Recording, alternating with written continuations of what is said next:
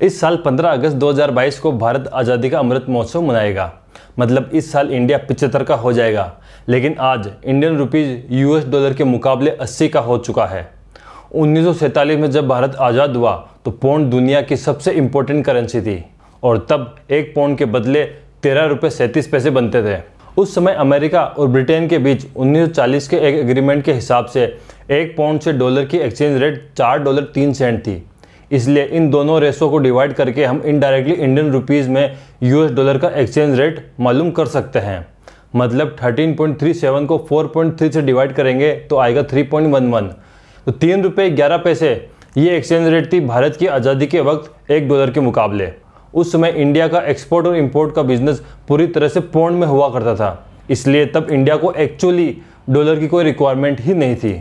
1950 में जब इंडिया एक रिपब्लिक बना और इंडियन कॉन्स्टिट्यूशन एग्जिस्टेंस में आया, तब तक ब्रिटेन सेकेंड वर्ल्ड वॉर की वजह से अपने बढ़ते कर्ज के साथ सामना कर रहा था।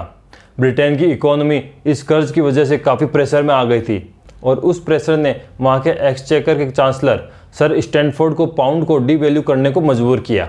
उन्होंने पाउंड को 30% तक डीवैल्यू किया, जिसके बाद एक पाउंड $2.80 का हो गया। इसका इंडिया पे इम्पैक्ट ये हुआ कि अब एक डॉलर के अगेंस्ट इंडियन रुपीज़ 4.75 का हो गया था और इसी एक्सचेंज रेट पे ये 1965 तक रहा। एक्सचेंज रेट केवल एक पर्टिकुलर करेंसी के मुकाबले डॉलर की डिमांड को दिखाता है और अब 1950 से 1965 के इन्हीं बीच के सालों में यूएस डॉलर अब इंटरनेशनल ट्रेड के लिए प्रिफर्ड करेंसी बन गई थी। उसने इंटरनेशनल ट्रेंड में पाउंड को पीछे छोड़ दिया था, तो अब इंडिया को भी इंटरनेशनल ट्रेड करने के लिए डॉलर की रिक्वायरमेंट होने लगी। 1960 के दशक में भारत के लिए विशेष रूप से एक कठिन दशक था। इसने 2 युद्ध लड़े, एक 1962 में चीन के खिलाफ और एक 1965 में पाकिस्तान के खिलाफ। जब कोई देश युद्ध करता है तो उस युद्ध का सीधा असर उस देश की इकोनॉमी पे भी पड़ता है। इसके बाद एक भयंकर सूखा पड़ा जिसने इंडिया को इनफेमस कह लो या गलत कह सकते हैं PL 480 स्कीम के तहत यूएस से गेहूं इंपोर्ट करने के लिए मजबूर किया। लेकिन चीज़ें बहुत ख़राब होने वाली थी और 1973 में दुनिया को एक और झटका लगा। इस बार ये झटका ऑयल की वजह से था, जहां एक बैरल ऑयल की कीमत 3 गुना हो गई, रातों रात $20 से $55 तक, और फिर 1979 में फिर से 2 गुना होकर के $100 को भी क्रॉस कर गया। अब इंडिया को और भी ज़्यादा डॉलर की रिक्वायरमेंट थी, जिसकी वजह से आने वाले कई सालों में इंडियन रुपीज़ को डीवैल्यू करना पड़ा। मतलब इसे डॉलर के मुकाबले और कमज़ोर करना पड़ा। यह एक ऐसी सिचुएशन थी जिससे इंडिया कभी उभर नहीं पाया। तब इंडिया भी श्रीलंका की तरह कंगाल हो जाता अगर उस वक्त प्रधानमंत्री नरसिम्हा राव और उनके फाइनेंस मिनिस्टर मनमोहन सिंह ने 1991 में इकोनॉमी को लिबरलाइज नहीं बनाया होता। लिबरलाइजेशन का मतलब यह भी था कि रुपए को अब अपना वैल्यू खुद डिसाइड करने के लिए छोड़ दिया गया। इंडियन रुपीज़ जो लिबरलाइजेशन से पहले एक डॉलर के मुकाबले 17 रुपये 50 पैसे का था, वो अब लिबरलाइजेशन के बाद और भी तेज़ी से डिवैल्यू होने लगा। 1996 में 6 साल के अंदर ही इसकी वैल्यू घटकर आधी रह गई। मतलब अब एक डॉलर 35 रुपये 43 पैसे का हो गया था। लेकिन यहाँ इंटरेस्टिंग बात यह है कि रुपए का वैल्यू तो गिर गया, लेकिन इंडियंस की इकोनॉमिक सिचुएशन काफ़ी बेहतर हो चुकी थी। पुराने एम्बेसडर और फिएट कारों की जगह मॉडर्न और एडवांस कारों ने ले ली। दूरदर्शन की मोनोपोली खत्म हो चुकी थी, जो कि भारत सरकार द्वारा कंट्रोल्ड टीवी चैनल था, और 2019 तक भारत पूरी दुनिया में एक सॉफ्टवेयर पावर हाउस के रूप में उभरा। डॉलर के मुकाबले रुपया फिर से आधा होकर 70 रुपये 40 पैसे पर आ गया। लेकिन इंडियंस की सिचुएशन और भी बेहतर थी। 2019 में इंडिया का GDP यानी कि ग्रॉस डोमेस्टिक प्रोडक्ट दुनिया में 5वां सबसे बड़ा बन गया। विदेशी मुद्रा भंडार, जिसे हम इंग्लिश में फॉरेन एक्सचेंज रिजर्व कहते हैं, 2019 में $300 बिलियन को पार कर गया, जो लिबरलाइजेशन से पहले लगभग 0 था।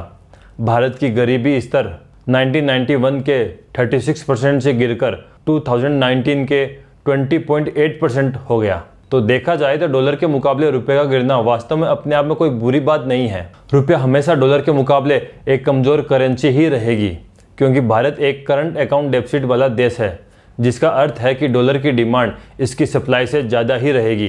करंट अकाउंट डेफिसिट तब होता है जब कोई देश अपने एक्सपोर्ट से ज़्यादा इंपोर्ट करता है। यह जरूरी नहीं कि करंट अकाउंट डेफिसिट देश के लिए नुकसानदेह ही हो। डेवलपिंग कंट्रीज़ में लोकल प्रोडक्टिविटी और फ्यूचर में एक्सपोर्ट बढ़ाने के लिए शॉर्ट टर्म में करंट अकाउंट डेफिसिट हो सकता है, लेकिन लॉन्ग टर्म में करंट अकाउंट डेफिसिट इकोनॉमी का बैंड बजा सकती है। ऐसा भी नहीं है कि इंडियन रुपीस हमेशा कमजोरी होता रहता है। जब जब बाहर से कैपिटल फ्लो आता है तब वो रुपये को कभी कभार मजबूत बनाता है, लेकिन ये capital flow mainly share market में इन्वेस्ट होता है। 2019 के बाद रुपया 70 से 80 डॉलर तक चला गया, लेकिन इंडिया का फॉरेन रिजर्व भी दोगुना होकर के 642 बिलियन डॉलर से ज़्यादा हो गया, जो दुनिया के 5वें सबसे बड़ा रिजर्व है। और ये अब एक वॉर चेस्ट की तरह बन गया है, जिसका मतलब कुछ ऐसा है कि जिसका उपयोग फाइनेंशियल वॉर जैसे कठिन समय के दौरान किया जा सकता है। और अभी हाल ही में आरबीआई ने इंडियन रुपीज़ को डिफेंड करने के लिए 41 अरब डॉलर को इंटरनेशनल मार्केट में सेल किया है। जब तक ये गिरावट बहुत तेज या बहुत अचानक ना हो, तब तक आरबीआई को रुपए के गिरने से कोई फर्क नहीं पड़ता। वह रुपए को धीरे धीरे स्लाइड करना ही पसंद करता है।